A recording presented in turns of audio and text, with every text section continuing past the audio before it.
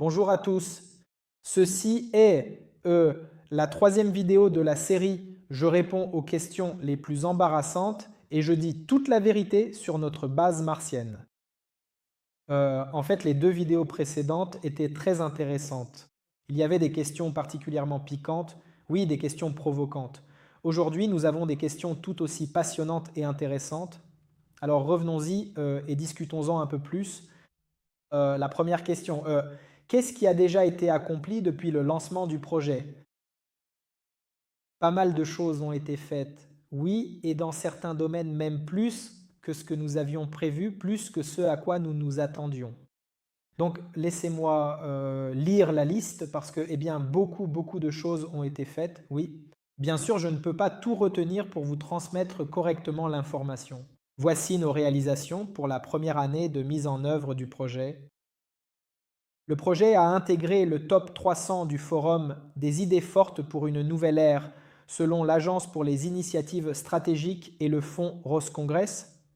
De plus, l'Agence d'attraction des investissements de la région de Sverdlovsk nous a apporté son soutien et le projet est désormais accompagné par le gouvernement de la région de Sverdlovsk. C'est-à-dire un soutien très fort pour ce projet. Troisièmement, soutenu par les principaux instituts et organisations scientifiques, nous lançons des programmes éducatifs et de recherche communs. Nous avons l'observatoire de Kourovskaya qui se trouve dans la région de Sverdlovsk et puis il y a aussi le département d'astronomie de l'Université fédérale de l'Oural. Ensuite, il s'agit de l'Institut des problèmes médico-biologiques de l'Académie des sciences de Russie. C'est le principal institut de médecine et de biologie spatiale chez nous. Il s'agit là de deux institutions prestigieuses de premier plan qui nous soutiennent et avec lesquelles nous développons et mettons en œuvre certains programmes éducatifs très spécifiques. Ensuite, quatrièmement, des concepts architecturaux et la documentation de projets ont été développés pour divers objets immersifs, futuristes, intéressants. Un prototype de la première capsule d'habitation futuriste a été créé et son intérieur conçu. Ce n'est pas un prototype. Nous avons déjà créé un grand prototype à l'échelle réelle en quelque sorte. Donc, si vous n'avez pas vu la vidéo, regardez-la, elle est sur notre chaîne YouTube. Ensuite, c'est quel projet déjà? Sixième point, le projet a franchi les étapes clés d'approbation des autorités étatiques et municipales.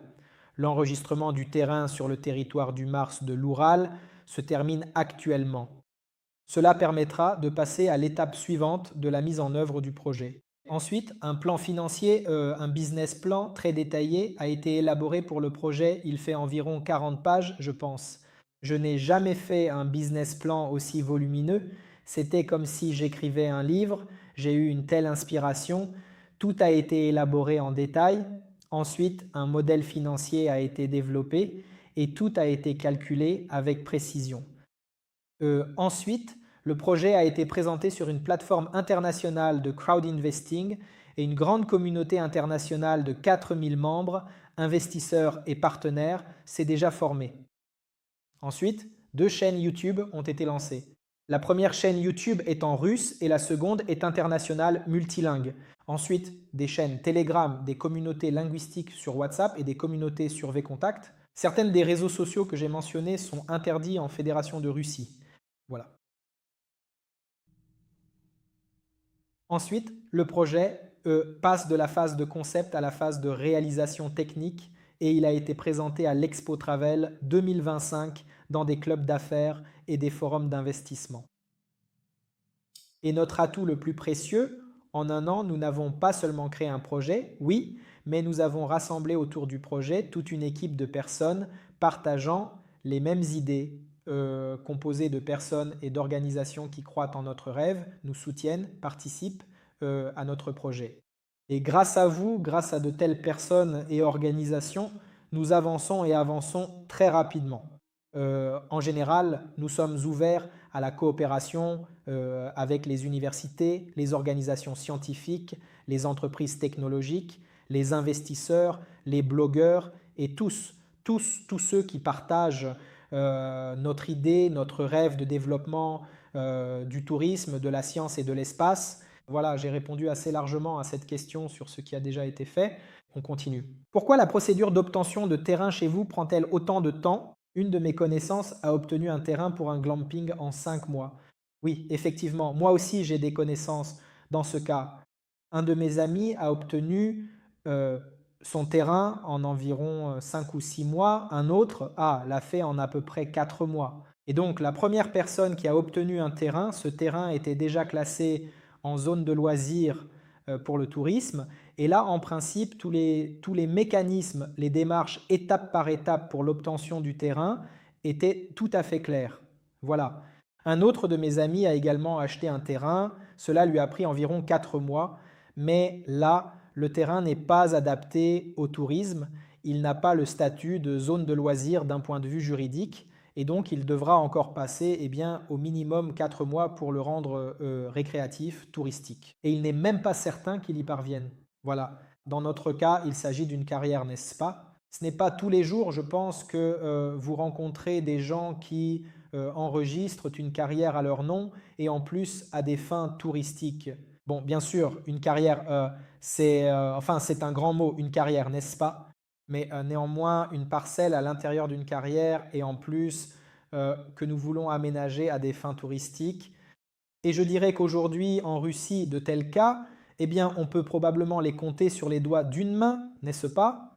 Ceux qui ont enregistré une carrière à leur nom à des fins touristiques. C'est pourquoi ce cas est très spécifique. Donc dans notre cas, cette carrière, tout d'abord, c'est encore une zone, il y a une zone d'exploitation minière qui la traverse. C'est la première chose. Selon les documents, la destination du terrain n'est pas prévue pour la récréation. C'est la deuxième chose. Il y a une usine qui possède encore une partie de cette carrière et une fois par an, eux aussi, là-bas, ils creusent aussi quelque chose en quelque sorte. C'est pourquoi il y a de tels points à prendre en compte là-bas. Pour résoudre cette question, pour officialiser l'emplacement à son nom, il faut bien sûr plus de temps que simplement enregistrer un terrain déjà destiné à la récréation quelque part en ville ou dans la nature, là où le tourisme est développé. Chez nous, c'est complètement différent. C'est pourquoi, pour résoudre et officialiser un tel cas, il faut, à mon avis, au moins 2 fois plus de temps.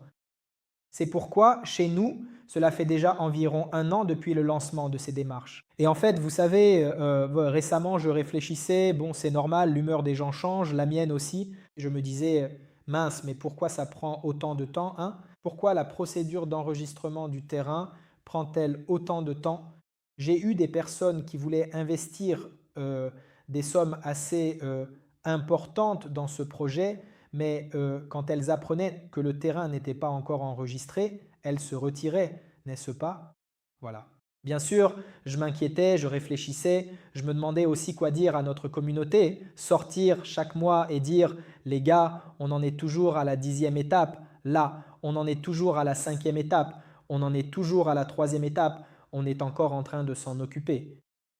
Mais ensuite, je suis tombé sur un podcast où il y avait un milliardaire et un investisseur immobilier qui, en gros, achète de vieilles maisons pour les transformer en hôtels, en restaurants et divers autres types d'établissements. Ils expliquent que dans le secteur hôtelier, les grands hôtels de luxe, parfois, ils ne s'installent pas du tout dans une ville, enfin, ils n'ouvrent pas leur hôtel, non pas parce qu'ils ne le veulent pas, mais parce qu'ils ne peuvent pas trouver le bon emplacement. Ou alors, parfois, ils arrivent dans une région et passent littéralement 5 ans à obtenir un emplacement précis. Oui, ils attendent qu'un lieu spécifique se libère. Ils passent parfois 5 ans à régulariser cet emplacement. Et ils ne sont pas prêts à ouvrir n'importe où, n'est-ce pas? Ils ont vraiment besoin d'un emplacement précis, d'un lieu spécifique. C'est soit ici, soit nulle part. C'est cette approche qu'adoptent les grands hôtels sérieux, les hôtels de luxe, les restaurants haut de gamme, car ils savent mieux que quiconque que l'emplacement, le bon emplacement, c'est 80% du succès. Et quand j'ai appris tout cela, il y avait aussi ce cas où un hôtel, un grand hôtel de chaîne en Allemagne, il n'entrait pas du tout dans un certain quartier exprès parce qu'ils attendaient un emplacement précis et il s'est écoulé 10 ans entre le moment où ils ont décidé d'entrer dans cette région et le moment où ils y sont effectivement entrés et ont obtenu l'emplacement qu'ils voulaient. Je me suis dit, nous, avec notre emplacement, ça ne fait qu'un an, oui, ça ne fait qu'un an qu'on s'occupe de cet emplacement, alors que là-bas, de grands hôtels sérieux attendent 5, 10 ans pour obtenir l'emplacement qu'il leur faut, parce qu'ils comprennent à quel point il est important, eux, de choisir le bon emplacement. C'est pourquoi, moi, juste après ça, j'ai tout de suite adopté une attitude très positive et je garde un état d'esprit très constructif par rapport à toute cette question, tu vois. Et je me dis que bon, ce n'est qu'un an, ce n'est pas grave. D'autant plus que nous avons déjà franchi de nombreuses étapes, nous sommes déjà dans la dernière ligne droite et il s'avère que ce n'est vraiment pas long, oui, pour une telle entreprise. Et en général, maintenant, je comprends que je suis prêt à me battre pour cet emplacement pendant 2 ou même 3 ans, si nécessaire, tu vois. Et au final, d'une manière ou d'une autre, j'obtiendrai l'emplacement dont nous avons besoin pour que notre base martienne soit exactement là où il faut. On continue. Pourquoi est-ce que c'est justement maintenant qu'il faut rejoindre le projet en tant qu'investisseur, n'est-ce pas? Il vaut mieux attendre que vous ayez déjà construit au moins 50% du complexe. Oui, chacun décide tout à fait par lui-même du montant et du moment précis où il souhaite entrer. Nous ne poussons absolument personne, nous ne pressons personne, tu vois. Mais bien sûr, il faut bien comprendre que plus vous entrez tôt dans le processus, plus la part que vous obtenez au final est intéressante. C'est comme ça dans n'importe quelle affaire. Plus il y a de risques, plus la récompense qui vous attend en cas de succès est grande. Et s'il y a moins de risques, si le complexe est déjà construit, alors bien sûr, vous entrez dans telle ou telle société à une autre valorisation. Donc c'est à vous de voir. Vous pouvez attendre que nous ayons terminé la construction et n'entrer qu'à ce moment-là. Ensuite, notre emplacement est en fait l'un des actifs les plus chers de notre projet. Pour obtenir et enregistrer un tel emplacement à votre nom, il ne suffit pas simplement d'avoir de l'argent, il faut accomplir un gros travail. Il faut impérativement se trouver au bon endroit, au bon moment, pour que de nombreux éléments s'alignent parfaitement. Et ce n'est qu'à cette condition que l'on peut enfin obtenir ce terrain. C'est-à-dire qu'il existe des actifs qu'on ne peut pas acheter simplement avec de l'argent, il faut avoir autre chose, un heureux hasard, de la chance, se trouver au bon endroit au bon moment. Et notre emplacement, il est justement comme ça. Si vous voulez simplement arriver maintenant avec beaucoup d'argent pour acheter ce terrain, eh bien, ça ne marchera pas aussi facilement. Il y a des lois, il y a comme certains mécanismes, certains cadres, un certain moment où quel projet est nécessaire, une certaine direction de développement pour le pays, n'est-ce pas? Et il est important de se retrouver en quelque sorte au bon endroit, au bon moment, avec le bon concept, avec le bon projet. Et donc, dans notre cas, en quelque sorte, je pense que justement tous ces éléments se sont assemblés et nous arrivons à faire ce que nous avions prévu. C'est pourquoi l'actif est très précieux. Et naturellement, lorsque nous aurons complètement finalisé l'enregistrement à notre nom du terrain, oui, de cet actif, alors l'évaluation du projet sera différente. Passons donc à la question suivante. Une question fréquente, d'où viendra le revenu du projet? La première source, c'est l'hébergement dans les capsules, environ 60%. Dans toute activité hôtelière, oui, dans le secteur qui s'occupe de l'hébergement, des clients, etc., c'est la principale source de revenus. Pour nous aussi, c'est la principale source de revenus, 60%. Nous prévoyons d'avoir un parc de 20 capsules d'habitation futuriste de ce type. Ensuite, le food truck. C'est-à-dire que c'est notre zone de restauration, là où les gens pourront boire du thé, du café, dîner, déjeuner, prendre le petit déjeuner. Et nous avons prévu 2 food trucks. Le premier food truck sera destiné aux clients qui séjournent sur notre base martienne. Le deuxième food truck sera destiné au flux touristique extérieur. Comme vous le savez, si vous le savez, sinon plus de 10 000 touristes viennent déjà chaque année sur notre site, n'est-ce pas? Et je pense que lorsque la base martienne sera construite, encore plus de gens voudront venir voir ce miracle. Et nous accueillerons également ce flux de visiteurs. Et je pense qu'au bout d'un certain temps, il faudra installer 3 ou 4 food trucks là-bas. Ensuite, troisièmement, des événements payants et gratuits, soit environ 10%, nous organiserons divers festivals, conférences, rencontres scientifiques et événements thématiques. Quatrièmement, la boutique de produits dérivés, 5%. Autrement dit, lorsque vous créez tout un univers autour de votre propre marque, vous devez bien sûr proposer vos propres produits, du merchandising et même quelques souvenirs personnels, et ainsi de suite. Et bien sûr, nous avons aussi prévu cela et nous avons déjà commencé à travailler dessus, n'est-ce pas? Et donc, l'un des artefacts, disons, que vous pourrez acquérir dans notre boutique de merchandising, ce sont de petites maquettes de nos capsules d'habitation futuristes. Ensuite, il y a la salle VR, environ 5%. Il s'agit de conférences, de voyages en réalité virtuelle à travers l'espace. Sixième point, le complexe spa, 5%, mais je pense qu'ici, ce sera plutôt 15%. Dans notre complexe, il y aura des capsules comme des capsules de flottaison, des cryochambres, des saunas infrarouges, des chambres de thérapie par plasma et ainsi de suite.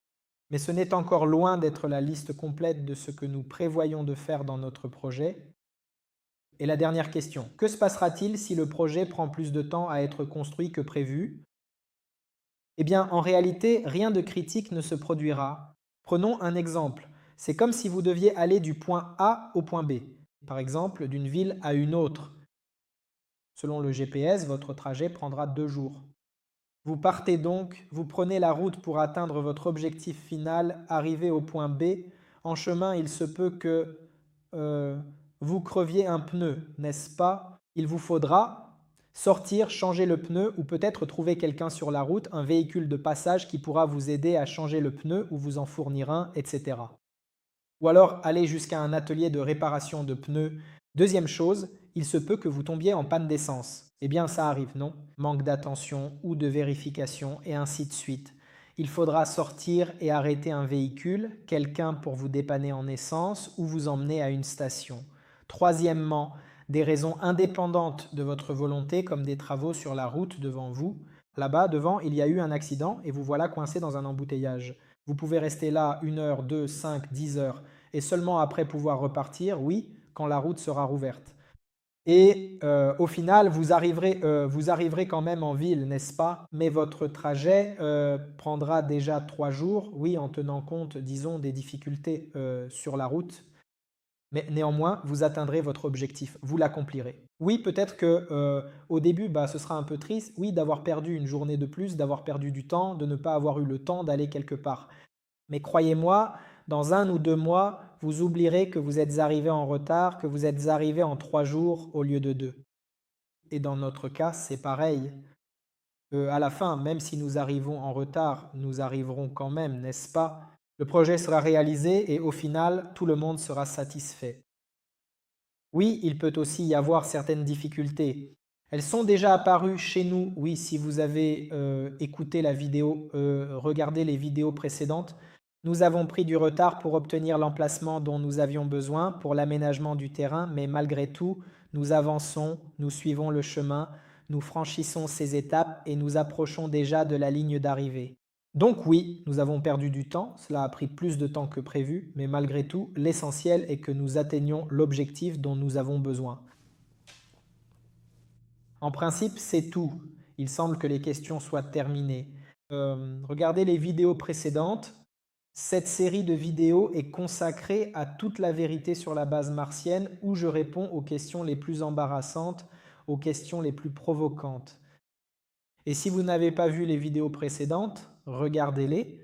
Là-bas, il y a beaucoup de questions intéressantes, piquantes, disons embarrassantes, et j'y apporte des réponses. Bon, en principe, c'est tout pour les questions. J'ai rassemblé pour vous une liste des questions les plus vraiment intéressantes, provocantes, embarrassantes, et j'ai essayé d'y répondre. Eh bien, nous continuons à poursuivre notre rêve et à construire une base martienne.